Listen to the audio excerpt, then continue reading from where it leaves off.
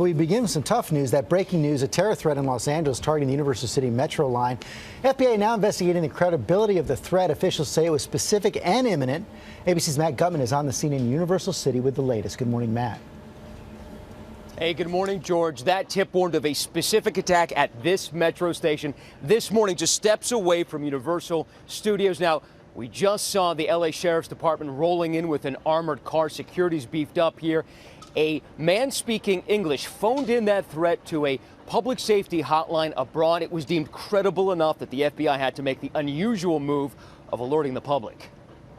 This morning, one of the gateways to Universal Studios bristling with anti-terror units. The FBI says a threat called into a foreign public safety hotline warned of a terrorist attack on the Red Line Metro stop just yards from Universal Studios. Overnight, the area looked like an action movie set. From the air, you could see them overnight, K-9 units and officers with automatic weapons. The FBI announcing the threat Monday night.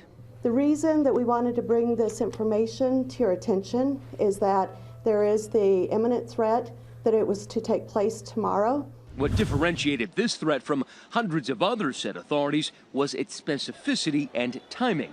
Just hours away, and that it targeted a spot used by tens of thousands every day. Right now we do have specific information, and we're trying to determine whether it is a credible threat. Still, LA Mayor Garcetti urging people to go about their daily business and even ride the metro as he will. In fact, I'll be boarding the Red Line myself in the morning at Universal City at the stop there.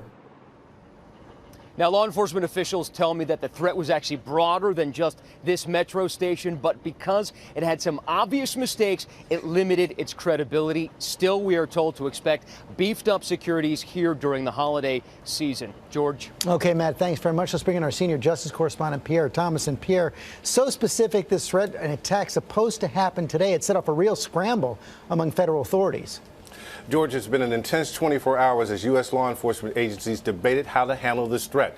And George, my sources told me overnight that they simply ran out of time. That this threat was imminent. There was not enough time to discount or confirm the threat. So despite the skepticism of some officials, my sources said they had no choice but to warn those commuters heading to trains this morning in Los Angeles. And Pierre, there's always so much concern around the holiday season.